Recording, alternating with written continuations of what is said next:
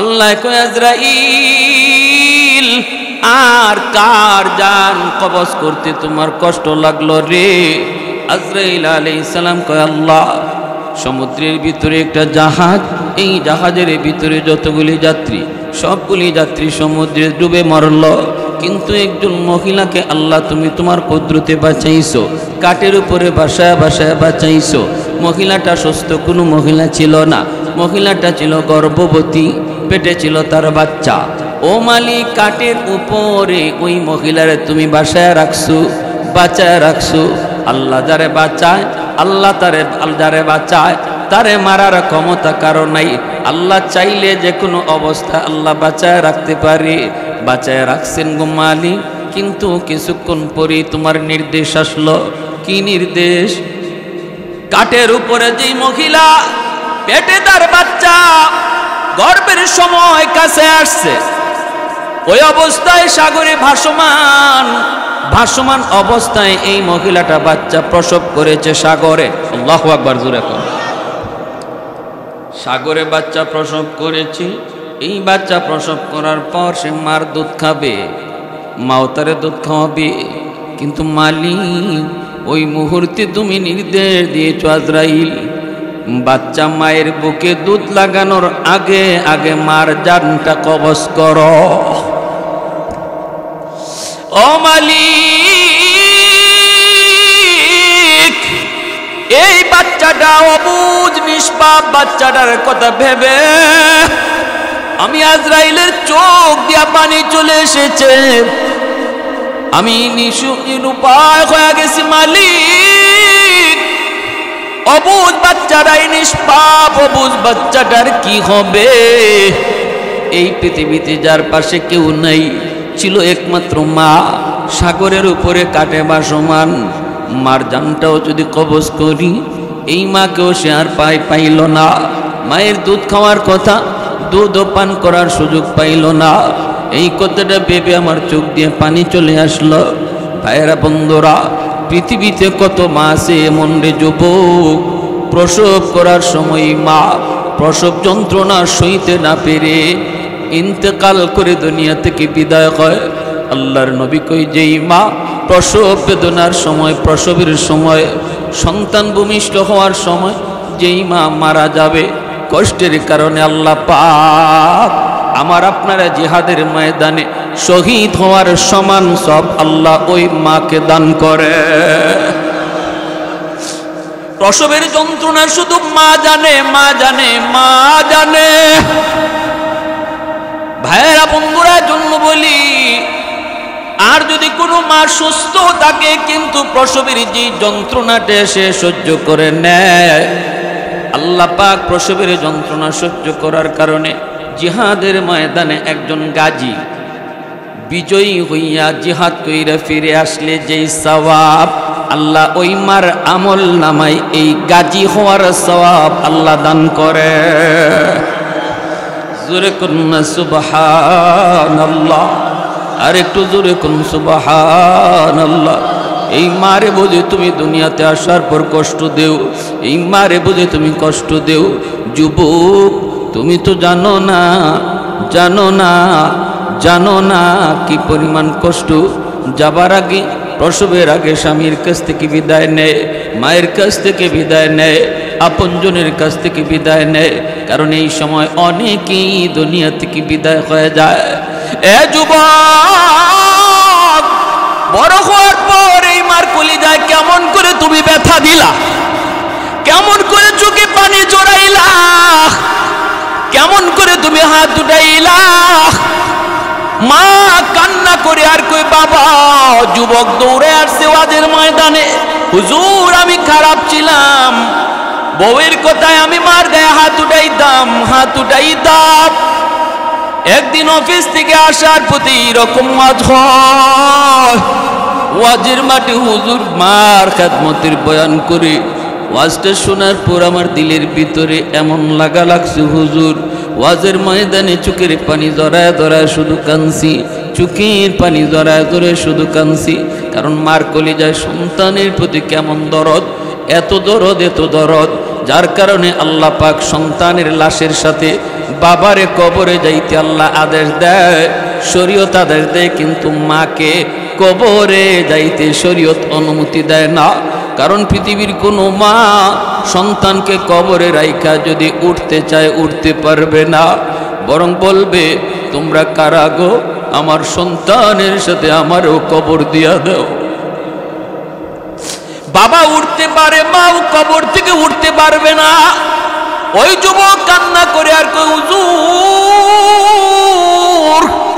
ওয়াজের ময়দানে চোখ থেকে পানি জড়াইয়া রাত বেজে গেল 2টা।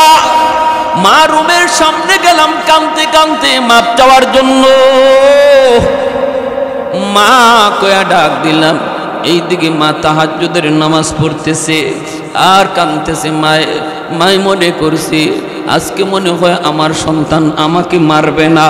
আজকে মায়ের কথা মনে হয় সন্তান ভুলে গেছে। প্রতিদিন অফিস থেকে আইসা আমি মারে মারতো, আজকে মনে হয় মারার কথা ভুলে গেছে। মনে হয় সন্তান ঘুমায় পড়ছে। এটা মনে করে মা সেজদায় পড়ে পড়ে সন্তানের জন্য কান্দে। ও মালিক, আমার সন্তানকে তুমি বুঝ দাও গো। এই বইলা কাঁদতেছে। হঠাৎ করে শুনে দরজার পাশে মা কয়ে চিৎকার করে দরজায় ধাক্কা দিছে। মার কলিজাটা কামড় দিয়ে উঠছে, মার কলিজা কামড় দিয়ে উঠছে। মা কয় মালিক, ভাবছিলাম আজকে মারবে না, না না মায়ের কথা ভুলে নাই, আজও এত রাতেও আমাকে মারার জন্য চলে এসেছে। এইবার মা নামাজটা ফিরে ডাক দিয়ে কই বাজান রে, ও বাজান আজকে তুই আমাকে মারিস না। গতকালকের মাইরে এখনো আমার পিঠে ব্যথা আছে। আমি আজকে তোর বউয়ের সাথে কোনো ঝগড়া করি নেই, কোনো আলাপে করি নেই রে বাজান, বিশ্বাস কর। বউয়ের কথায় সবসময় চলিস না রে বাজান, একটু মার কথা তুই একটু বিশ্বাস কর, আমি কোনো কথা বলি নাই। সন্তান চিৎকার দিয়া কয় মা দরজা খোলো গো মা, আমি মারতে আসি নাই, আমি মারতে আসি নাই। এই বলতেই মা যায় দরজা খুলছে। লাফ দিয়া সন্তান মার পা জড়া ধরে কান্না শুরু করে দিছে।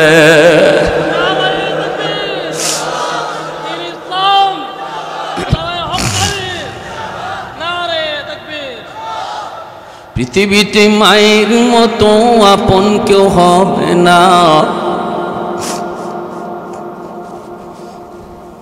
পৃথিবীতে মায়ের মতো আপন কেউ হবে না।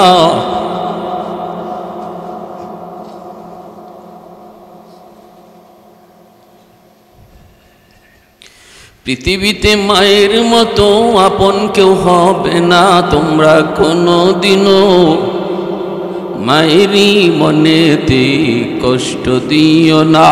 ऐसा लम्हा जी चले जा राहे मदीना, सुल्तान का सुल्तान है सुल्तान मदीना, सरकार का सरकार है सरकार मदीना।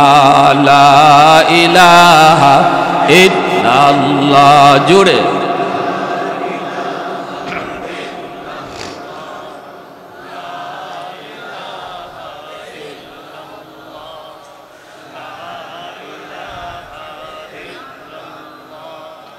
ला इलाहा इल्लल्लाह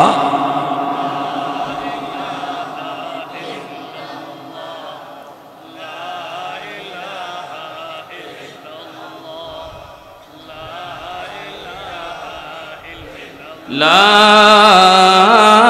इलाहा इल्लल्लाहु मुहम्मदुर रसूलुल्लाह। जुरे सुरे बोली सल्लल्लाहु अलैहि वसल्लम। ঐতিহ্যবাহী রাজগড় দক্ষিণপাড়া যুবক বৃন্দের উদ্যোগে আয়োজিত আজকের তাফসীরুল কুরআন ইসলামী মহাসম্মেলনের সম্মানিত সদর ইজলাস সভাপতি সাহেব, উপস্থিত জাতির বিবেক, জাতির কর্ণধার মুআজ্জজ মুকাররম উলামায়ে কেরাম, আজকের মহতি মজলিসের সম্মানিত সভাপতি হযরত মাওলানা আব্দুল্লাহ সাহেব, খতিব বাটপাড়া কেন্দ্রীয় জামে মসজিদ, আমার আগে বয়ান পেশ করেছেন জননন্দিত মুফাসসির কোরআন আমার পরম করম বন্ধুবর হযরত মাওলানা মুফতি জাফর আহমদ সিরাজি সাহেব আরও বয়ান পেশ করেছেন। আপনাদের এলাকারই কৃতি সন্তান জননন্দিত মুফাসসির কোরআন হযরত মাওলানা মুফতি মুবারকুল্লাহ সাইদি সাহেব, মাওলানা মাজহারুল কাসেমি সাহেব, আল্লাহ পাক হযরতদের এলেমে আমলে আল্লাহ বরকত দান করুন। তারা যা কিছু বলে গেলেন আমাদের সবাইকে আমল করার তৌফিক দান করুন। মুআজ্জাজ হাজিরিন, আমরা একদিন দুনিয়াতে ছিলাম না, আবার থাকবো না। কথাটা ঠিক না বেঠিক? একদিন এই বাড়ির মালিক ছিলেন আমার বাবা।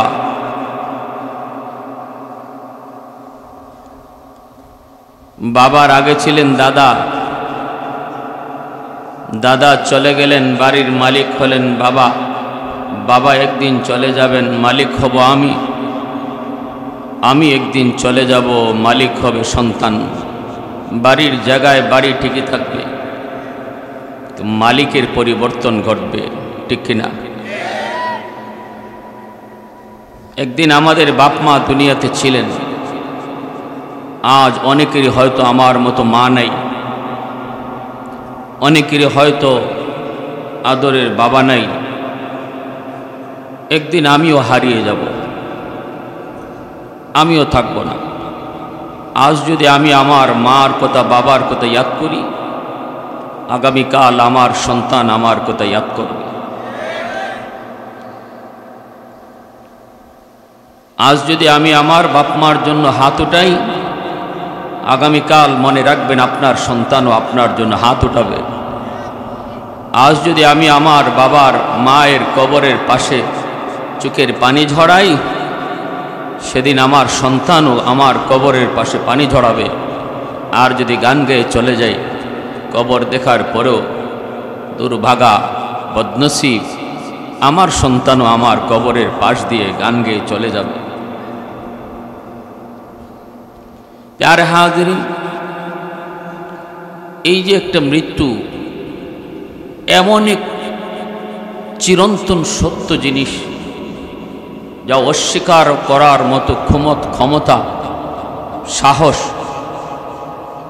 পৃথিবীর কারও নাই। এমনকি যারা আল্লাহ মানে না, যারা আল্লাহর অস্তিত্ব স্বীকার করে না, বলে দেয়ার ইজ নো গড, আল্লাহ বলতে কিছু নাই, নাউজুবিল্লাহ জোরে করে। এই নাস্তিকেরাও বলে ম্যান ইজ মর্টেল, মানুষ মরণশীল, মরতে হবে, এই ব্যাপারে কোনো সন্দেহ কারো। আল্লাহর ব্যাপারে সন্দেহ করে, আল্লাহ আসেনি না নাই, কিন্তু মরণ যে আছে এই ব্যাপারে নাস্তিকরাও সন্দেহ করে না। কারণ মরণ কাউকে ছাড় দেয় না, যত বড় ক্ষমতাশীল লোক হোক না কেন, মরণ কাউকে ছাড় দেয় না। যুবক বন্ধু আমার, একটু চোখের দিকে তাকাও, সমাজের দিকে তাকাও। এই মৃত্যু কখনো বয়স দেখে না, কখনো চুলদারি পাকলো কিনা তাও জানে না। সমবয়সের সহপাঠী, লেখাপড়ার সাথী, খেলাধুলার সঙ্গী, একটু ডানে বামে তাকালেই দেখবা তারা আজ কবরে শুয়ে রয়েছে। চুলদারি পাকার টাইম পায় নাই। কত যুবকের মনের আশা ছিল নামাজ পড়ব, ধরব, আর একটু বয়স হোক, আর একটু পরে, আর কদিন পরে তার জীবনে আর নামাজ পড়ার সুযোগ আসলো না। কে তোমাকে গ্যারান্টি দিল?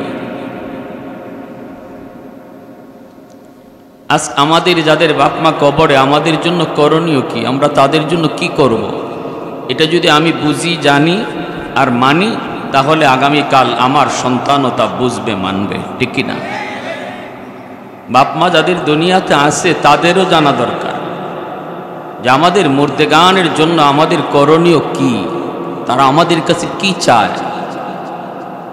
কোরআন আর হাদিস থেকে আল্লাহর নবী তাদের জন্য আমাদেরকে কি করতে বলেছেন, সেটা যদি আমরা বুঝতে পারি আর আমল করতে পারি, তাহলে রেখে যাওয়া সন্তান সেও আমার চলার পথেই পথ ধরবে, ঠিক কিনা ভাই?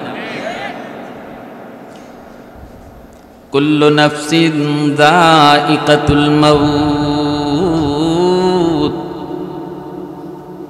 আল্লাহ পাক বলেন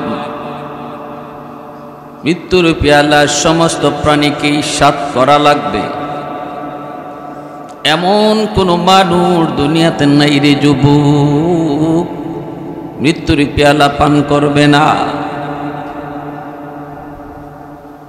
ক্ষমতাসীন শক্তিধর পৃথিবীর যত বড় বাদশাহ, যত বড় বাহাদুর, কেউ মৃত্যুর হাত থেকে রেহাই পায় নাই, পাবেও না, পাবেও না। এই ব্যাপারে কারো কোনো সন্দেহ নাই। সাদ্দাদের মতো লোক চেয়েও মৃত্যুর হাত থেকে রেহাই পায় নাই। ফেরাউনের মতো লোক মৃত্যুর হাত থেকে রেহাই পায় নাই। নমরুদের মতো লোক মৃত্যুর হাত থেকে রেহাই পায় নাই।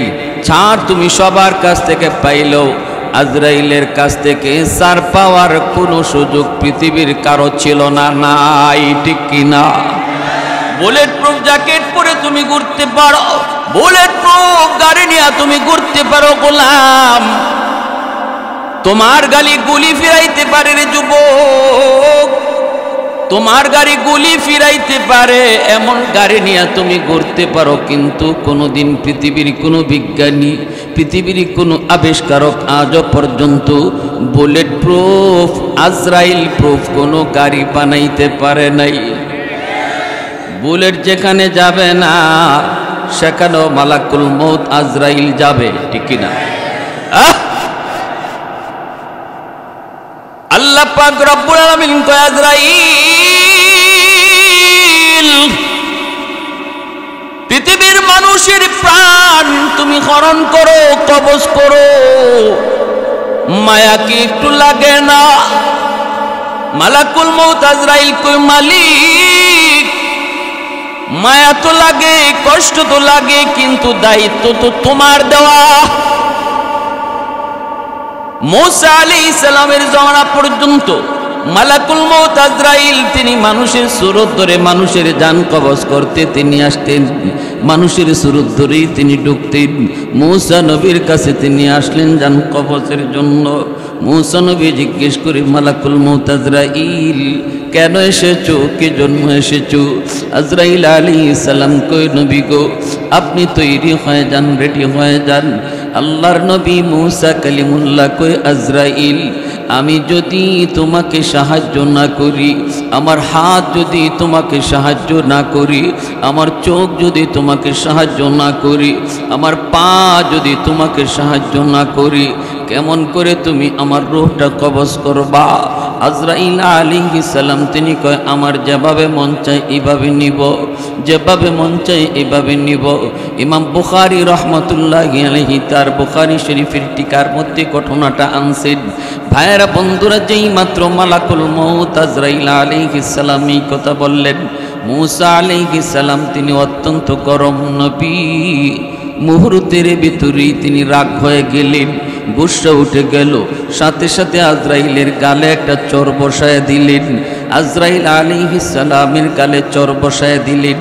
এমন জোরে চর, এমন জোরে চর, মূসা নবীর হাতে কি পরিমাণ শক্তি ছিল রে যুবক, এটা টের পাইছে ফেরাউনে, ঠিক না? ফেরাউন কোলে নিছে মূসা নবীকে আদর করবে। শিশুকালে মূসা নবী লালিত পালিত ফেরাউনের ঘরে, ঠিক না? আল্লাহ পাক রব্বুল আলামিনের চ্যালেঞ্জ, এ বেঈমান তুই আমার নবী মূসারে হত্যা করতে চাও আর আমি আল্লাহ মূসারে রাখতে চাই। এইবার আল্লাহ বলে তোর সাথে চ্যালেঞ্জ, রাখে আল্লাহ মারে কে? আমি আল্লাহ আমার মূসাকে রাখবো, শুধু না আমার মূসাকে আমি আল্লাহ তোর ঘরেই বড় করাবো, তোর ঘরেই লালিত পালিত করাবো। ফেরাউনের ঘরে মূসা নবীতে লালিত পালিত হইতেছেন। ফেরাউন আসিয়ার কারণে, তিনি আসিয়া বিবি আসিয়ার কারণে ফেরাউনকে চেয়েও লালিত পালিত করে। একদিন কোলে নিয়ে ফেরাউন আদর দেওয়ার জন্য চেষ্টা করবে, মায়া তো লাগবেই, কারণ নবীদের চেহারা আল্লাহ যাকে যে যুগে নবী বানান তাকে ওই যুগের সবচেয়ে সুন্দর করে বানা। পৃথিবীর সবচেয়ে সুন্দর মানুষ হলেন নবীগণ। সুবহানাল্লাহ। জোরে নবীদের চেয়ে সুন্দর আর কেউ নাই। কোন নবীর চোখ কানা ছিল না, কোন নবীর কোনো অঙ্গ ছিল না, এমন নাই। আদম আলাইহিস সালাম থেকে নিয়ে আমার আপনার নবী পর্যন্ত সমস্ত নবীগণ ছিলেন নিখুঁত, কোন খুঁত। আর আমাদের দেশে যে একটাই নিজের নবী দাবি করে কাদিয়ানি, এর 100 কানা, এর 100 কানা। কোন নবী আল্লাহ দুনিয়া পাঠাইছেন, অথবা কোনো অঙ্গ নাই, কোন নবী আল্লাহ পাঠাইছেন। এতেই বোঝা যায় এই যে একটা মিথ্যাবাদী নবী, ঠিক কিনা? আস্তা একটা টাউট এবং বাটপার, ইংরেজদের দালাল। মুসা আলাইহিস সালামের গালে চুমু দেওয়ার জন্য ফেরাউন যেই মাত্র মুখটা কাছে নিল চুমা দিবে, কিন্তু মুসা আলাইহিস সালাম শিশু হলেও নবীগণ যতই তারা শিশু হন না কেন রে যুবক, আল্লাহ পাক তাদেরকে বড় মানুষের বুঝ দিয়া রাখেন। মুসা নবী তিনি টের পেয়ে গেছেন নাফরমান আমার গালে চুমা দিবে, অথচ নিজের মুখ দিয়া নিজের খোদা দাবি করে, আল্লাহ দাবি করে, নিজের খোদা কয়। এই টুট দিয়া আমি নবীর গালে কেমন করে চুমা দেয়? টুটটা পাক না না পাক? ফেরাউনের টুটটা, মুসা নবীর গালটা, জুড়ে বলেন। ফেরাউনের টুট না পাক, টুট দিয়া পবিত্র গাল পাক গালের ভিতরে চুমা দিবে, ইম্পসিবল। চুমা দিতে যায় নবী গাল ফিরায় নিলেন, ফেরাউনের কুলে থেকে গাল ফিরায় নিলেন, চুমা দিছে বাতাসও। এইবার ফেরাউনে কই ব্যাপার কি, আমি তো একদম টার্গেট করে তার গালে চুমা দিতে গেলাম, পারলাম না কেন আমার চুমা গেল বাতাসে, গাল কেন সরায় ফেললো? ফেরাউনের ফার্স্ট চান্সেই সন্দেহ লাগলো ঘটনা কি ইডই আবার হিডানি, ইডই। এরপরে মুসা নবী কুলে তাইকা কয় নাফরমান, আমি নবীর গালে চুমা দেওয়ার মতো দুঃসাহস তুই করলি রে, এইবারের বদলা লইয়া যা। ফেরাউনের কোলে তাইকেই হাতটা বাড়ি কইরা শিশু মানুষের হাত দিয়ে ফেরাউনের গালে চর মারছেন। চরটা খাইয়া ফেরাউন গাল আতায় আর ডাক দিছে আসিয়া। আসিয়াই তো মায়া করে ফালছেন। আসিয়া দৌড়ে আসছে, কি হয়েছে কইও না গো, যখন রাখছিলা তখনই আমার মনে জানি কিতা কিতা করছিল। কি হয়েছে কও না? কি আর কইমু, চুমা দিতে গেছি, চুমা লয় নাই। এর পরে আমার গালে যে একটা কষাইয়া চর বইছে,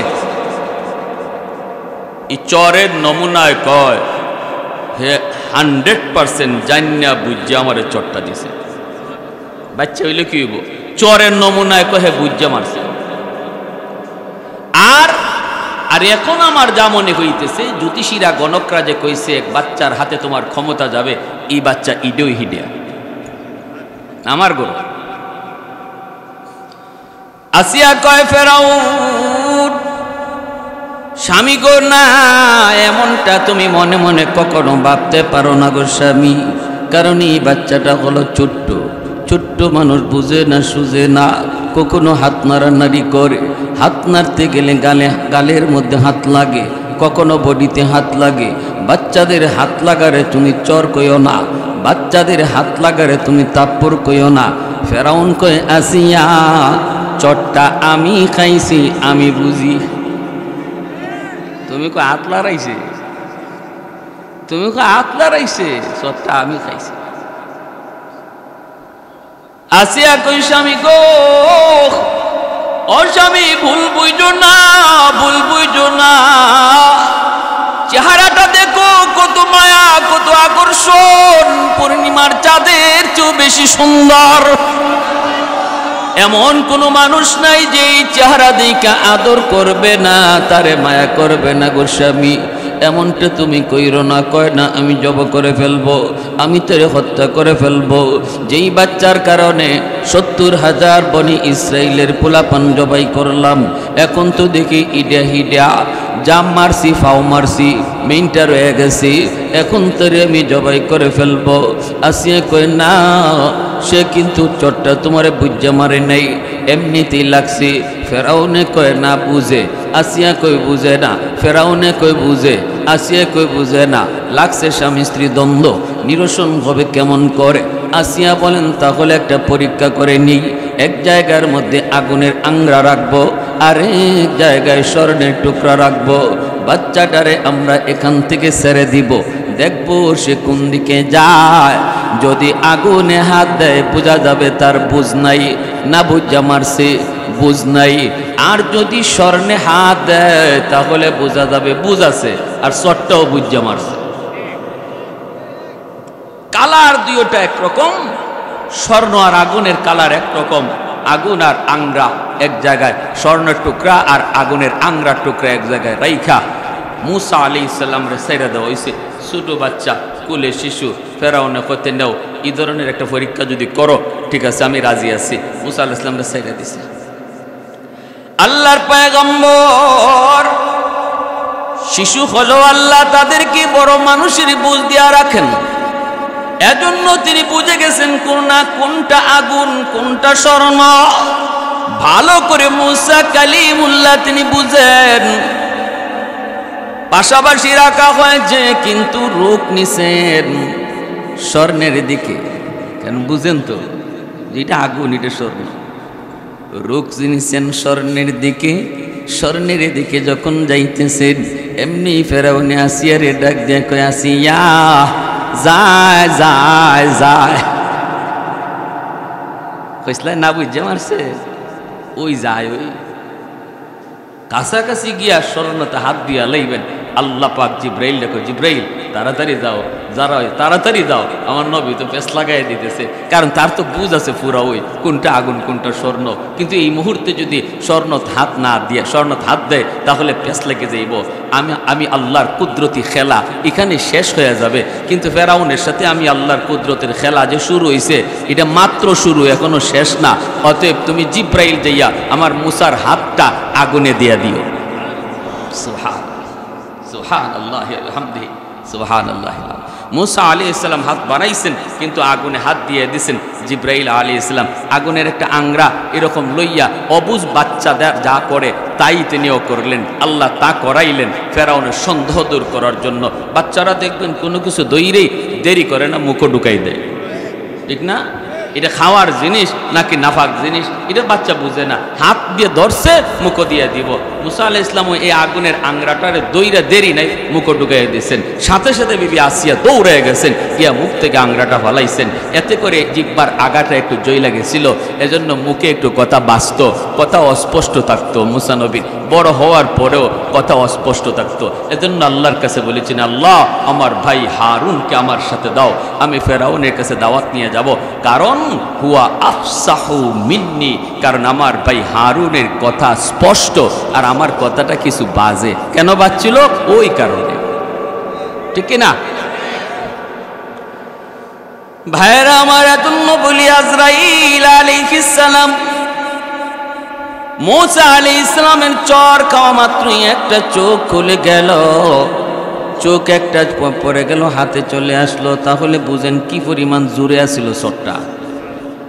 শিশুকালেই যদি চর খাইয়া ফেরাউনে টের পাইছে, এখন তো নবী অবস্থায় চর। আবার দেখা যায় এরকম কীর্তি বংশের একটারে আল্লাহ কোরআনে বলছে, আল্লাহ পাক বলছে কি পরিমাণ শক্তি আল্লাহ তার ওই নবীর গায়ে দিছিলেন। দুইজনে ঝগড়া করে, ইনি যায় কইতেছে বেটা পারে না, মারামারি পারে না। আমরা যেমন ছোট বাচ্চারা মারামারি করলে এটারে একটা দিয়ে বিদায় করে দেই না? হ্যাঁ, মুসা নবী যায় যাও। আমরা এই যে মারামারি ভাঙ্গাই, এটা কি একজনকে একদম মাইরা লাবার উদ্দেশ্যে থাপ্পড় দেই না শুধু ভাঙ্গানোর উদ্দেশ্যে? মুসা আলাইহিস সালাম এত দূরই ভাঙ্গানোর উদ্দেশ্যে শুধু বলছেন যাও, পারে না এগুলা মারামারি। এই যাও কয়ে যে থাপ্পড় দিয়েছেন, এক থাপ্পড়ে হে ঠান্ডা ঠান্ডা। মুসা আলাইহিস সালাম ও আল্লাহ ও আল্লাহ এটা কি, আমি তো এর মারবার নিয়তে আস্তে করে হাত লাগাইছি, এতে গেছি গে। তো আজরাইল আলাইহিস সালামের চোখ আইছে আদো। আজরাইল আলাইহিস সালাম আল্লাহর কাছে গেছে, অভিযোগ লে, আল্লাহ কার জান আনতে তুমি পাঠাইছো, হেদি আমার জান লইবার লইছিল। আজরাইল আলাইহিস সালাম আল্লাহ কার জান আনতে পাঠাইছে, বলে কেন কি হয়েছে? আপনার নবী দেখেন কি করছে, চোখ একটা আমার আতো আছে। তো আল্লাহ পাক রব্বুল আলামিন কয়, কি বেয়াদবি করছো? বলে বেয়াদবি তো বুঝি না, আমারে জিজ্ঞাসিল তুমি যে আমার জান নিতে আইছো, আমার হাত পা অঙ্গ প্রত্যঙ্গ যদি সাহায্য না করে কেমনে নিবা? আমি কইসলাম যে আমার যাবা মন চাইবা নিমুনে, আপনারাও তো জিগানি লাগবে না। এতে করে তেন খেপে গেছে। আল্লাহ পাক কয় তে তো ভুলই করছো, কারণ আমার এই নবী যে গরম নবীটা জানো না। আল্লাহ জিগা মুসা কেন এটা করলা? মুসা আলাইহিস সালাম কয়, আল্লাহ আপনার ফেরেশতা আজরাইল যদি কইতো যে আমার আল্লাহ যেভাবে চায় এভাবে জান কবজ করমু, তাহলেই তো আমি ঠান্ডা। আজরাইল যে কইল তার যেভাবে মন চায় এভাবে জান নিব, পারলে নেব, তার কি ক্ষমতা? আজরাইল তো বলতো আমার আল্লাহ যেভাবে চায় এইভাবে জান নিব, ফাইনাল ওকে। কিন্তু আজরাইল বলছে তার যেভাবে মন চায় এভাবে নিব, এজন্য গুসা উঠে গেছে।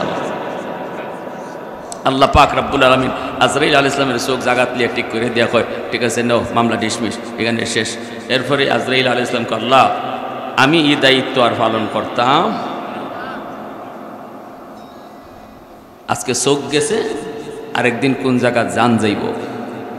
কারণ বাপের সামনে পুত্রে নিয়ে আসমু, পুতের সামনে বাপরে নিয়ে আসমু, বাইর সামনে বাইরে লইয়া আইমু, কেডা এটা মানে? কোন দিন দল লাগাই আমার আটকাইয়া আমার কাম সেরে নেব। কারণ এই সময় তো উনি মানুষের সুরত তুলে যায়। আল্লাহ আমি ডিউটি পালন করতে রাজি না, আপনি এই দায়িত্ব আর কেউ দিয়া দেন। আল্লাহ এখন না, দায়িত্ব তোমারই পালন করতে হইব। তাহলে আল্লাহ রিক্স, হাই রিক্সে আছি আমি। তো আল্লাহ পাক কইতে, নাও এক কাজ করব, এখন থেকে আমি আল্লাহ তোমারে আর মানুষের সুরত দইরা ফাটাইতাম না, মানুষের সুরত দইরা আর ফাটানো হইতাম না, অদৃশ্যভাবে তোমারে ফাটাবো, দোয়াল লাগাইলেও তুমি ঢুকতে পারবা, তোমারে দেখবেই না তুমি যে জান কবজ করে আসছো। আজরাইল আলাইহিস সালামকে আল্লাহ যদি এইভাবে অয়তে তো বালা, তাইলে আর আমারে আর কেউ আটকাইবার সুযোগ পাইব না। কিন্তু গাইল যাইব কই? গাইল ওই যে জানটা লইয়া এলেই কয় আজরাইলের বুঝি আর খাইয়া কাম নাই, আমার আব্বারে লইয়া গেল, তার বুঝি আর কোনো কাম নাই, আমার আম্মারে লইয়া গেল, যা গাইলার দোষ আছে সবাই আমার উপরে পড়ে। ও আল্লাহ এটা কি দরকার আছে, এটা দেলাও না অন্য কেউ। আল্লাহ পাক কইতে, নাও এখন থেকে এটাও সিস্টেম পাল্টাইলাম, একদম সুস্থ মানুষ এরকম খুব কম যাবে। সুস্থ মানুষটারও আমি আল্লাহ মৃত্যুর আগে হয়তো স্ট্রোক করাইয়া, নাইলে তার হার্ট অ্যাটাক করাইয়া, নাইলে তার অ্যাক্সিডেন্ট করাইয়া, নাইলে অসুস্থ বানাইয়া কোনো না কোনো একটা উসিলায় আমি আল্লাহ লইয়া আইমো। তখন মৃত্যুর পরে কইব হার্ট অ্যাটাকে মারা গেছে, তখন আজরাইলে নিয়ে গেছে, এই কথা আর কইতো না। বুঝে আসছে ভাই? হ্যাঁ, আজরাইল আলাইহিস সালাম সাদ্দাত যখন চূড়ান্ত পর্যায়ে নাফরমানি শুরু করে, হুদ আলাইহিস সালামকে বলে, নবী গো আপনি যে খুদার দাওয়াত দিতেছেন, আপনার এই খুদারে মানলে লাভ কি? হুদ আলাইহিস সালাম বলেন, মানলে জান্নাত, না মানলে জাহান্নাম। আমার ভাইয়েরা, বন্ধুরা, যুবক, একটু কথাগুলি মনোযোগ দিয়ে শোনো। হুদ আলাইহিস সালাম তিনি বলেন, যদি আপনি আল্লাহকে মানেন, আল্লাহর কথা মানেন, আল্লাহকে বিশ্বাস করেন, আল্লাহর হুকুম মতো চলেন, তাহলে আপনার জন্য জান্নাত। সাদ্দাত তখন ডাক দিয়া কয়, জান্নাত কেমন একটু আমারে কোন? তিনি বলেন, আল্লাহর তৈরি জান্নাত, এর বিবরণ কোনোদিন মানুষ দিতে পারবে না। কারণ আল্লাহ পাক রব্বুল আলামিন বলেন, আ'দাতু লিইবাদিয়াস সালিহিন মা লা আইনুন রাআত ওয়ালা উযুনুন সামিআত ওয়ালা খাতারা আলা কলবি বাশার। আমি আল্লাহ এমন এক জান্নাত বানাইছি, আল্লাহর গোলাম, এমন এক জান্নাত আমি আল্লাহ বানাইছি, যেই জান্নাতের বিবরণ কোনোদিন তুমি দিতে পারবা না। চোখ তোমার কোনোদিন দেখে নাই, কান কোনোদিন শুনে নাই, এমনকি তোমার হৃদয় পর্যন্ত জান্নাতের বিবরণ আর সুখ শান্তির কল্পনাও করতে পারে নাই। জোরে কোন সুবহানাল্লাহ। আল্লাহর পয়গম্বর নম্বর কয় সাদ্দাত, জান্নাতের বিবরণ আমার পক্ষে দেওয়া সম্ভব নয়। এক একটা ইট স্বর্ণের, কখনো রূপার, হীরা, মণি, মুক্তা, জওহর, দামি দামি পাথর দিয়ে আল্লাহ পাক জান্নাত বানাইছেন। কিন্তু কি পরিমাণ নিয়ামত জান্নাতের ভিতরে রাখছেন, বিবরণ দেওয়া সম্ভব নয়। এই কথা বলতেই সাদ্দাত কই, ঠিক আছে, আল্লাহ যদি একটা ইট স্বর্ণের, আরেকটা ইট রূপার, হীরামণি মুক্তা দিয়ে, জওহর দিয়ে আল্লাহ জান্নাত বানায়, তাহলে আমিও এরকম জান্নাত বানাবো, তোমার আল্লাহর তৈরি জান্নাতে যাব না। নাউজুবিল্লাহ। অহংকারের ভিতরে অন্তরে নিয়া সাদ্দাত নিজের তৈরি জান্নাত বানাইতে লাগলো। 30,000 ইঞ্জিনিয়ার দিয়া দামি দামি হীরা, মণি, মুক্তা, পান্না, দামি দামি পাথর। ভাইরা বন্ধুরা, 1-2 বছর নয়, 300 বৎসরে সে জান্নাত বানাইলো, 1700 বৎসর রাজত্ব করলো। আল্লাহু আকবার। 1-2 বছর নয়, এত বড় নাফরমান কেউ আল্লাহ পাক 1700 বৎসর রাজত্ব আল্লাহ দিয়েছেন। আর আমি আপনি যদি দেখি কোন জালেম 5 বছর 10 বছর ক্ষমতা পাইলিছে, আমরা অনেকেই বলি আল্লাহ বুঝি দেখে না, আল্লাহ বুঝি এই জালেমরে দেখে না। এত জুলুমের পরও আল্লাহ তারে কেমনে ক্ষমতায় রাখে। ভাইরা আমার, আপনার চোখে 5 বছর 10 বছর 20 বছর, আর আল্লাহর কাছে বছর কোনো সেকেন্ড না, ঠিক না? 1750 বছর পর্যন্ত সাদ্দাতকে আল্লাহ পাক রাজত্বের ভিতরে বসায় রাখলেন। যে নিজেকে খোদা দাবি করলো, যে নিজে জান্নাত বানাইলো। ভাইরা বন্ধুরা, এত দামি জান্নাত বানানোর পর আল্লাহ পাক রব্বুল আলামিন তার তৈরি জান্নাতে তারে ঢোকার সুযোগ আল্লাহ দেন। আরেকটু জোরে বলেন, দেন। ঘোড়ার উপরে সওয়ার হইয়া মনের মাধুরী দিয়া বানানো জান্নাত, ওই জান্নাতের ভিতরে যখন সাদ্দাত ঢুকতে যাবে, রে যুবক, সামনে একজন মুসাফির মানুষ, অপরিচিত মানুষ দাঁড়ায় গেল। ও সাদ্দাত, একটু নিচে নামো। সাদ্দাত মনে করেছে কোনো মিসকিন, মনে করেছে কোনো ফকির। কই মে, এখন সর, এখন ভিক্ষা দেওয়ার টাইম না, আমার সামনে আমার মনের ইচ্ছে পূরণের সময়, ভিক্ষা দেওয়ার টাইম নেই, সর। কিন্তু মালাকুল মউত আজরাইল তিনি বলেন, একটু নামো, জরুরি কিছু কথা আছে তোমার সাথে। মালাকুল মউত আজরাইল আলাইহিস সালাম অপরিচিত একজন মুসাফিরের বেশে তারে ঘোড়ার পিঠ থেকে নামতে বললেন। সাদ্দাত পিঠ থেকে নাইমা কানটা দেওয়া মাত্রই তিনি কানে কানে কন, আমি কোনো মিসকিন নই, ফকির নই, আমার পরিচয় হলো আমি মালাকুল মউত আজরাইল। আল্লাহু আকবার, জোরে বলেন। প্রশংসা করব কার? আর একটু জোরে বলেন, কার? আলহামদুলিমান কদ্দারা খাইরান ওয়া খাবালা,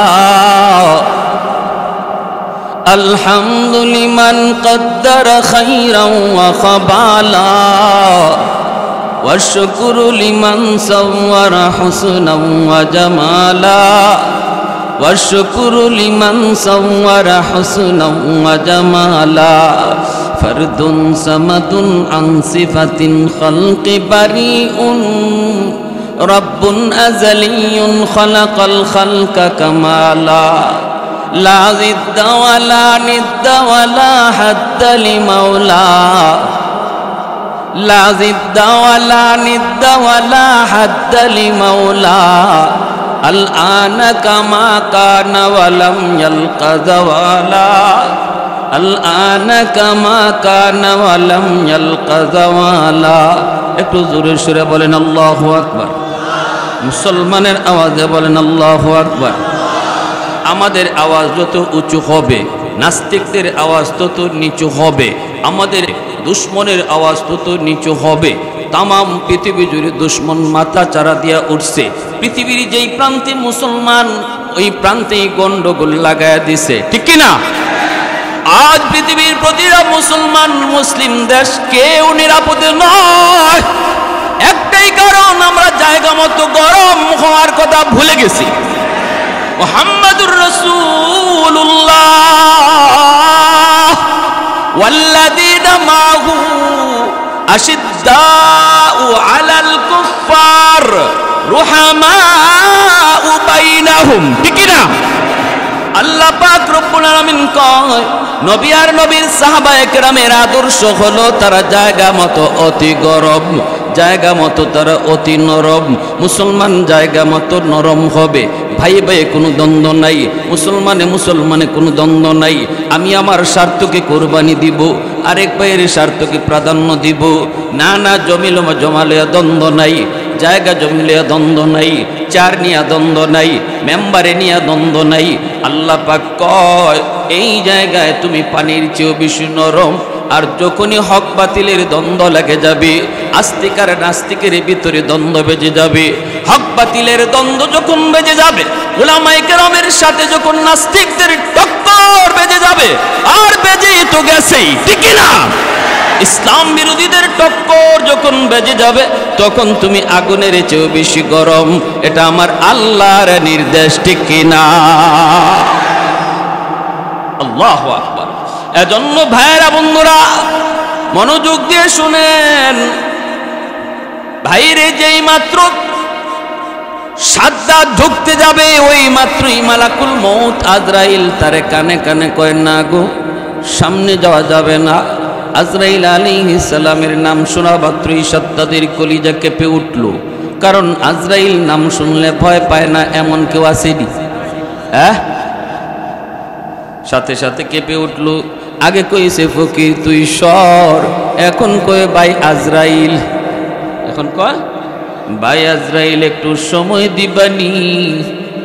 300 বছর শ্রম দিয়া, মনের মাধুরী দিয়া একটা ঘর বানাইছি, আমার তৈরি জান্নাতটা একটু দেখার সময় তুমি দিবানি। আজরাইল আলাইহিস সালাম কয়, ইযা জাআ আজালুহুম লা ইস্তাখিরুনা সাআতান ওয়া লা ইস্তাকদিমুন। মৌতের সময় যার যখন হয়ে যায়, একটা সেকেন্ড এই দিক সেদিক করার ক্ষমতা আমি আজরাইলের নাই, এই ক্ষমতা আল্লাহ আমাকে দেয় নাই। রেডি হয়ে যান, জান কবজ করে তিনি নিয়ে গেলেন, নিজের তৈরি জান্নাত দেখার সুযোগ দিলেন না। এজন্য আল্লাহ পাক রব্বুল আলামিন কয়, আজরাইল রে, পৃথিবীর কোনো মানুষের জান কবজ করতে তোমার কষ্ট লাগছেনি? মালাকুল মউত আজরাইল কয়, আল্লাহ, 2 জন মানুষের জান কবজ করতে আমার বড় কষ্ট লাগছে। আমার তো কষ্ট লাগার কথা না, কারণ আমার ডিউটিটাই তো হলো আমি জল্লাদ। জল্লাদের চোখ দিয়ে কোনোদিন পানি আসে না। হাজারো মানুষকে ফাঁসিতে ঝোলায় যেই জল্লাদ, এই জল্লাদের চোখ দিয়ে কোনোদিন পানি আসে না। এরপরও মালাকুল মউত আজরাইল আলাইহিস সালাম কয়, 2 জন মানুষের জান কবজ করতে আমার বড় কষ্ট হয়েছে। একজন হলো সাদ্দাত। সাদ্দাত এতদিন পর্যন্ত মনের মাধুরী দিয়ে একটা ঘর বানাইল গো মালিক। ও মালিক, তার শেষ ইচ্ছাটা পূরণ করার সুযোগ দিলে তোমার অসুবিধা কি ছিল? ও আল্লাহ, মরণের পরে তো সে জাহান্নামেই যাবে, কিন্তু দুনিয়াতে তারে এতটুকু সুযোগ তুমি দিলা না। তার তৈরি জান্নাত তুমি তার দেখার সুযোগ দিলা না। তার জানটা কবজ করতে আমার কষ্ট লাগছে। আল্লাহ কয়, আজরাইল, আর কার জান কবজ করতে তোমার কষ্ট লাগলো রে? আজরাইল আলাইহিস সালাম কয়, আল্লাহ, সমুদ্রের ভিতরে একটা জাহাজ, এই জাহাজের ভিতরে যতগুলি যাত্রী, সবগুলি যাত্রী সমুদ্রে ডুবে মরল, কিন্তু একজন মহিলাকে আল্লাহ তুমি তোমার কুদরতে বাঁচাইছো, কাঠের উপরে বাসায় বাসায় বাঁচাইছো। মহিলাটা সুস্থ কোনো মহিলা ছিল না, মহিলাটা ছিল গর্ভবতী, পেটে ছিল তার বাচ্চা। ও মালিক, কাঠের উপরে ওই মহিলারে তুমি বাসায় রাখছো, বাঁচায় রাখছো। আল্লাহ যারে বাঁচায়, আল্লাহ যারে বাঁচায় তারে মারার ক্ষমতা কারো নাই। আল্লাহ চাইলে যে কোনো অবস্থা আল্লাহ বাঁচায় রাখতে পারে। বাঁচায় রাখছেন গো মালিক, কিন্তু কিছুক্ষণ পরেই তোমার নির্দেশ আসলো। কি নির্দেশ? কাঠের উপরে যেই মহিলা, পেটে তার বাচ্চা, গর্ভের সময় কাছে আসছে, ওই অবস্থায় সাগরে ভাসমান অবস্থায় এই মহিলাটা বাচ্চা প্রসব করেছে সাগরে। আল্লাহু আকবার, জোরে কর। সাগরে বাচ্চা প্রসব করেছে। এই বাচ্চা প্রসব করার পর সে মার দুধ খাবে, মাও তারে দুধ খাওয়াবে। কিন্তু মালিক, ওই মুহূর্তে তুমি নির্দেশ দিয়েছ আজরাইল, বাচ্চা মায়ের বুকে দুধ লাগানোর আগে আগে মার জানটা কবজ করো। ও মালিক, এই বাচ্চাটা অবুঝ নিষ্পাপ বাচ্চাটার কথা ভেবে আমি আজরাইলের চোখ দিয়া পানি চলে এসেছে, আমি নিরুপায় হয়ে গেছি। মালিক, অবুঝ বাচ্চাটাই নিষ্পাপ, অবুঝ বাচ্চাটার কি হবে? এই পৃথিবীতে যার পাশে কেউ নাই, ছিল একমাত্র মা, সাগরের উপরে কাটে ভাসমান। মার জানটাও যদি কবজ করি, এই মাকেও সে আর পাইল না। মায়ের দুধ খাওয়ার কথা, দুধও পান করার সুযোগ পাইল না। এই কথাটা ভেবে আমার চোখ দিয়ে পানি চলে আসলো। ভাইয়েরা, বন্ধুরা, পৃথিবীতে কত মা আছে এমন রে যুবক, প্রসব করার সময় মা প্রসব যন্ত্রণা সইতে না পেরে ইন্তেকাল করে দুনিয়া থেকে বিদায় হয়। আল্লাহর নবী কই, যেই মা প্রসব বেদনার সময়, প্রসবের সময়, সন্তান ভূমিষ্ঠ হওয়ার সময় যেই মা মারা যাবে কষ্টের কারণে, আল্লাহ পাক আমার আপনারা জিহাদের ময়দানে শহীদ হওয়ার সমান সব আল্লাহ ওই মাকে দান করে। প্রসবের যন্ত্রণা শুধু মা জানে, মা জানে, মা জানে। ভাইয়েরা, বন্ধুরা, জন্য বলি, আর যদি কোনো মা সুস্থ থাকে কিন্তু প্রসবের যে যন্ত্রণাটা সে সহ্য করে নেয়, আল্লাহ পাক প্রসবের যন্ত্রণা সহ্য করার কারণে জিহাদের ময়দানে একজন গাজী বিজয়ী হইয়া জিহাদ কইরা ফিরে আসলে যেই সওয়াব আল্লাহ ওই মার আমল নামায় এই গাজী হওয়ার সওয়াব আল্লাহ দান করে। জোরে কোন সুবহানাল্লাহ, আর একটু জোরে কোন সুবহানাল্লাহ। এই মারে বুঝে তুমি দুনিয়াতে আসার পর কষ্ট দেও, এই মারে বুঝে তুমি কষ্ট দেও। যুবক, তুমি তো জানো না, জানো না, জানো না কি পরিমাণ কষ্ট। যাবার আগে, প্রসবের আগে স্বামীর কাছ থেকে বিদায় নেয়, মায়ের কাছ থেকে বিদায় নেয়, আপনজনের কাছ থেকে বিদায় নেয়, কারণ এই সময় অনেকেই দুনিয়া থেকে বিদায় হয়ে যায়। এ যুবক, বড় হওয়ার পর এই মার কলিজায় কেমন করে তুমি ব্যথা দিলা, কেমন করে চোখে পানি জড়াইলা, কেমন করে তুমি হাত উঠাইলা। মা কান্না করে আর কই, বাবা। যুবক দৌড়ে আসছে ওয়াজের ময়দানে, হুজুর আমি খারাপ ছিলাম, বউয়ের কথায় আমি মার গায়ে হাত উঠাইতাম, হাত উঠাইতাম। একদিন অফিস থেকে আসার প্রতি এরকম ওয়াজ হয়, ওয়াজের মাঠে হুজুর মার খেদমতের বয়ান করে ওয়াজটা শোনার পর আমার দিলের ভিতরে এমন লাগা লাগছে, হুজুর ওয়াজের ময়দানে চোখের পানি জড়ায় জড়ায় শুধু কাঁদছি, চোখের পানি জড়ায় জড়ায় শুধু কাঁদছি। কারণ মার কলিজায় সন্তানের প্রতি কেমন দরদ, এত দরদ, এত দরদ, যার কারণে আল্লাহ পাক সন্তানের লাশের সাথে বাবারে কবরে যাইতে আল্লাহ আদেশ দেয়, শরীয়ত আদেশ দেয়, কিন্তু মাকে কবরে যাইতে শরীয়ত অনুমতি দেয় না। কারণ পৃথিবীর কোনো মা সন্তানকে কবরে রাইখা যদি উঠতে চায় উঠতে পারবে না, বরং বলবে, তোমরা কারা গো, আমার সন্তানের সাথে আমারও কবর দিয়া দাও। বাবা উঠতে পারে, মাও কবর থেকে উঠতে পারবে না। ওই যুবক কান্না করে আর কই, হুজুর ওয়াজের ময়দানে চোখ থেকে পানি জড়াইয়া রাত বেজে গেল 2টা। মা রুমের সামনে গেলাম কাঁদতে কাঁদতে মাপ চাওয়ার জন্য। মা কয়া ডাক দিলাম, এইদিকে মা তাহাজ্জুদের নামাজ পড়তেছে আর কাঁদতেছে।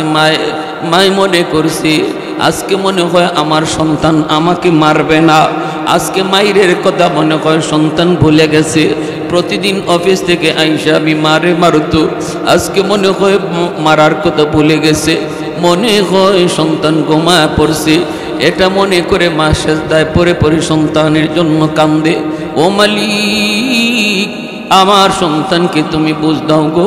এই বইলা কাঁদতেছে, হঠাৎ করে শুনে দরজার পাশে মা মা কয়ে চিৎকার করে দরজায় ধাক্কা দিছে।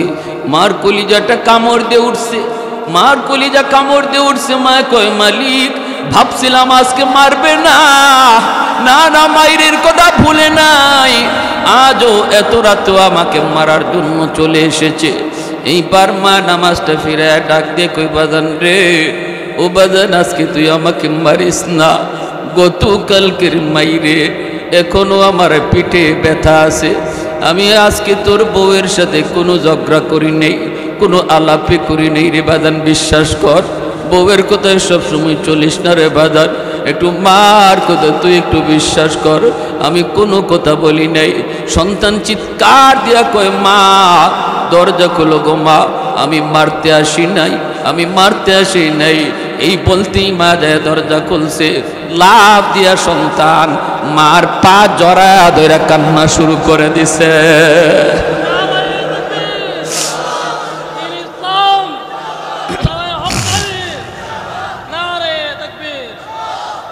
পৃথিবীতে মায়ের মতো আপন কেউ হবে না,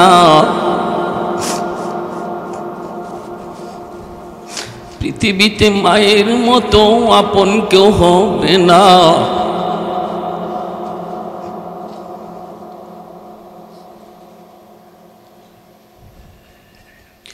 পৃথিবীতে মায়ের মতো আপন কেউ হবে না। তোমরা কোনো দিনও মায়েরই মনেতে কষ্ট দিও না, তোমরা কোনো দিনও মায়েরই মনেতে কষ্ট দিও না। পৃথিবীতে মায়ের মতো আপন কেউ হবে না, পৃথিবীতে মায়ের মতো আপন কেউ হবে না। তোমরা কোনো দিনও মায়েরই মনেতে কষ্ট দিও না, তোমরা কোনো দিনও মায়েরই মনেতে কষ্ট দিও না। কত পাপী এমন আছে মাকে কষ্ট দেয়, মায়ের মনে কষ্ট দিয়ে অভিশাপ নেয়। মায়ের মনে কষ্ট দিলে খোদা যে সহে না, মায়ের মনে কষ্ট দিলে খোদা যে। কেমনে বাঁচাইছি, কেমন করে এই বাচ্চাটা দুধ পান করবে গো, কেমন করে দুধ পান করবে। জঙ্গলের একটা বাঘিনী বাচ্চা প্রসব করেছে, কিন্তু এই বাচ্চাগুলিকে আমি আল্লাহ তার মার দুধ খাওয়ার সুযোগ দেই নেই। ওই বাঘিনীর বাচ্চাগুলিকে আমি আল্লাহ নিয়ে গেছি, মৃত্যু দেয়া দিছি। বাঘিনীর উলানের মধ্যে দুধ, উলানের ভিতরে দুধ। এই দুধ খাওয়ার যদি কোনো ব্যবস্থা না হয় তাহলে পৃথিবীর সকল মায়ের কষ্ট হয়। প্রসবের সময় যদি বাচ্চা মারা যায়, মা যদি জীবিত থাকে, এই মার বুকের ভিতরে দুধ থাকে, এই দুধ সরানোর জন্য তার জন্য এক বড় কঠিন কাজ হয়, কষ্টকর হয়, যন্ত্রণাদায়ক হয়। বাঘিনী সে উলানের ভিতরে দুধ কষ্ট করে আমি আল্লাহ ওই বাঘিনীকে সাগরের কিনারে আইনা দাঁড় করায় রাখছি, আর কাঠের উপরে বাসায়া ওই বাচ্চাটারে বাঘিনীর উলানের মধ্যে মুখ লাগায় দিছি।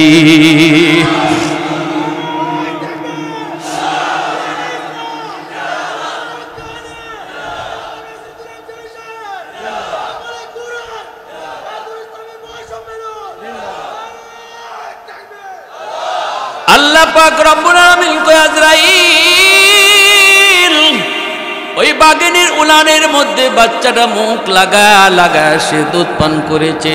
আমি আল্লাহ তারে কুদরতে বড় করেছি। এই বাচ্চা বড় হওয়ার পর আমার কুদরতে যারে বড় করলাম, বড় হওয়ার পর সে হয়ে গেল বহুত বড় নাফরমান। আমি আল্লাহর এই নিয়ামতের কথা ভুলে গেল।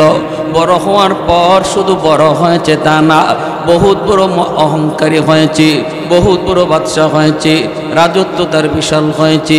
এমনকি এত বড় রাজত্ব পাইয়া সে নিজের খোদা ও দাবি করে ফেলছে। এ আজরাইল জানোনি, জানোনি ওই দিনের বাচ্চাই হলো আজকের সাদ্দাদ। কিছুক্ষণ আগে যেই নাফরমানের জান তুমি কবজ করেছো, যার তৈরি জান্নাত তুমি তারা দেখতে দিলে না রে আজরাইল। এই সাদ্দাদই হলো ওই দিনের শিশু বাচ্চা, যারে আমি আল্লাহ আমার কুদরতে বাগের দুধ খাওয়ায়া বড় করছি। আল্লাহু আকবার, আল্লাহ। প্রশংসা করব কার? সমস্ত নিয়ামতের মালিক কে? আরেকটু জোরে বলেন কে? এজন্য আল্লাহ পাক রব্বুল আলামিন কয়, মিনহা খালাকনাকুম ওয়া ফিহা নুঈদুকুম ওয়া মিনহা নুখরিজুকুম তারাতান উখরা। আমি আল্লাহ তোমাকে মাটি থেকে বানাইছি, আবার মাটিতেই নিব, মাটিতেই তোমাকে ফিরায় নিব। ভাইয়েরা বন্ধুরা, যেই মাটি দ্বারা আল্লাহ যারে যেখান থেকে বানাইছে, আমাকে আপনাকে যেখানের মাটি দিয়ে আল্লাহ বানাইছে ওই জায়গায় আমার কবর হবে, ঠিক কি না? এজন্যই মায়ের নবী কই, আমি এবং আমার সাহাবী আবু বকর, উমর, এই তিনজনকে আল্লাহ এক জায়গার মাটি দিয়া বানাইছে। এজন্যই মায়ের নবীর পাশেই তার দুনু সঙ্গী আর সাথী চিরনিদ্রায় শুয়ে আছে। কবর হবে কোথায়? কয় যেই যেখান থেকে তোমারে বানানো হয়। ভাইরা বন্ধুরা, জন্যই বলি রে যুবক, অহংকার করো না। একটু চিন্তা করে দেখো, একটু চিন্তা করে দেখো, তোমার মতো যুবকের দিকে তাকায় আল্লাহ আসমান টিকায় রাখছি, জমিন আল্লাহ টিকায় রাখছি। বৃদ্ধ মানুষের সেজদার চেয়ে আল্লাহর কাছে যৌবনের সেজদা বড় দামি। কারণ আল্লাহ পাক রব্বুল আলামিন একজন যুবকের সেজদা এত দাম বলছে, লাউলা মাশাইখু রুক্কা ওয়াশ শাবাবু খুশা ওয়াল আতফালু রুদ্দা ওয়াল আনআমু রুত্তা লাজাআলতুস সামাআ হাদিদা ওয়াল আরদা খাফসাফা ওয়াত তুরাবা রামাদা ওয়ামা আনজালতু মিনাস সামাই কাতরা ওয়ামা আনবাততু মিনাল আরদি নাবাতা বাল আনজালতু আলাইকুমুল আযাবা সাব্বা। হাদিসে কুদসিতে আল্লাহ বলে, এরে যুবক, জানোনি তুমি যুবক যখন মসজিদের দিকে যাও, তুমি যুবক যখন মাথায় টুপি পরো, তুমি যুবক যখন যৌবনে দাঁড়িয়ে রাখো, তুমি যুবক যৌবনে যখন মুরব্বীদের সালাম করো, তুমি যুবক যৌবনে যখন মার সাথে আদবের সাথে কথা কও, বাবার সাথে চোখ নিচে রাইখা কথা কও, আল্লাহ পাক কয় তোমার এই কুদরতি কলিজার দিকে তাকাইয়া আমি আল্লাহ এই জমিন টিকায় রাখি। নাফরমানের দিকে যায় না। যুবকের যৌবনের চাহিদা হলো গান শোনা, যৌবনের চাহিদা হলো জিনা বেবিচারের দিকে যাওয়া, যৌবনের চাহিদা হলো যাত্রার প্যান্ডেল করা। কিন্তু আল্লাহ কয় যে যুবক যৌবনে পাগলামি করে না, যৌবনের পাগলামির কন্ট্রোল করে চলে, পাগলা গুড়ার লাগাম টান দিয়া ধরে, বন্ধুদের সাথে গুনার কারখানায় যায় না, গুনার আড্ডায় যায় না, বরং তারে মসজিদে পাওয়া যায়, দাওয়াত ও তাবলীগে পাওয়া যায়, উলামায়ে কেরামের সাথে সময় দিতে দেখা যায়। যৌবনকে যখনই যুবককে ডাক দেয়, চলো আমরা গানে যাই, যুবক কয়ে আমি আমার আল্লাহকে ডরাই, আমি আমার আল্লাহকে ভয় পাই, অন্ধকারে কেউ দেখে না, দেখেন আমার আল্লাহ। এই ভয় অন্তরে রাইকে যেই যুবক চলে, আল্লাহ বলেন ওই যুবকের দিকে তাকাইয়া আসমানের জায়গায়, জমিনের জায়গায় আমি দাঁড় করায় রাখছি। এত দাম, এত দাম, এত সম্মান তোমারে আল্লাহ দিল, তুমি ওই সম্মান রাখলা কি? আজ তোমাকে মসজিদে পাওয়া যায় না, রাতকে রাত তোমাকে গান শুই না রাত কাটায় দিতে পাওয়া যায়। কোন ভরসায় গান শুই না ঘুমাও? কত যুবক ঘুমাইলো, জীবনের শেষ ঘুম হয়ে গেল। গান শুনতে শুনতে তুমি ঘুমাইলা, জানো না এই রাত তোমার জীবনের শেষ রাত কিনারে যুবক। মালাকুল মউত আজরাইল আয়া যদি দেখে তুমি সারেগামা শুনো, তুমি গান শুনো, তাহলে বলো তো ইমান সাথে যাইবনি? ইমান তো সাথে যাইল না, কারণ যে মানুষটা হারাম কাজে লিপ্ত ওই অবস্থায় তার সাথে ইমান থাকে না। নবী কয়ে ইমান সাথে থাকে না। মদ খাওয়া অবস্থায় মারা গেলে ইমান সাথে যায় না। জিনা করা অবস্থায় মারা গেলে ইমান সাথে যায় না। না না যুবক না, কোন সাহসে তুমি ঘুমাইতেছো? অথচ ঘুমটা হলো মৌতের ভাই। তুমি নিজেই বলতেছো আল্লাহুম্মা বিসমিকা আমুতু ওয়া আহইয়া, আল্লাহ আমি তোমার নামে মরতেছি, তোমার নামে জিন্দা হব। মরণটারে ঘুমটারে তুমি নিজেই মরণ বলতেছ। এই মরণ যদি তুমি গান শুই না নিজের ইচ্ছায় মর, তাহলে আসল মরণটাও তোমার এই হালতে হবে। আল্লাহ আমাদের সহি বুঝদান করো, সবাই বলি আমিন, আরো জোরে বলি আমিন। কেউ মরণ থেকে রেহাই পায় নাই, কেউ পায় নাই, কাউকে মরণ ছাড় দেয় নাই। মরণ এত নিষ্ঠুর, কারো মুখের দিকে তাকায়া কখনো আসে না। যখন আসে বীর বাহাদুরের মতো আসে, যখন ঢুকে কোনো অনুমতি নেয় না। ঠিক কিনা জোরে কোন? অনুমতি সারা ঘরে ঢুকে। একটু ভয় করো, একটু আল্লাহরে ডরাও, একটু ডরাও। এখনই সময় তোমার এই যৌবন বয়সটাকে আল্লাহর ওলির খাতায় নাম লেখানোর, কারণ যৌবনই আল্লাহর ওলি হওয়া সহজ। আমার ভাইয়েরা, এবার আসুন আমরা প্রত্যেকে আজকে সবক নেই এই মাহফিল থেকে। আল্লাহ যেন আমাদের আগামী জীবন, আগামী পথ আল্লাহর মর্জি মতো চলার আর গুনাহ থেকে বাচ্চা থাকার তৌফিক যেন আল্লাহ সবাইকে দান করে। দৈনিক অন্তত 10 বার, দৈনিক অন্তত বেশি করলে 40 বার যদি কেউ মরণের কথা ইয়াদ করে, মায়ার নবী বলে তার শহীদের মরণ হয়। সুবহানাল্লাহ। আমরা যদ্দূর পারি অন্তত ঘুমাইবার সময়টাতে একটু মৌতের খেয়াল করি, মৌতের মোরাকাবা করি। যেন এই কথাটা বলি, আমি ঘুমাইতেছি না, আমি যেন মরতেছি, যেন আমি মারা গেছি, যেন আমার চতুর্দিকে এলান হচ্ছে, আমার মৃত্যুর সংবাদ হচ্ছে। এই কথাটা অন্তত দিলের ভিতরে একবার ঘুমাইবার আগে দিলে একটু খেয়াল করি, খেয়ালটা করে ঘুমাই। আল্লাহ আমাদের সবাইকে কথাগুলোর উপর আমল করার তৌফিক দান করুন। সবাই বলে আমিন। ওয়া আখির দাওয়ানা আনিল হামদুলিল্লাহি রাব্বিল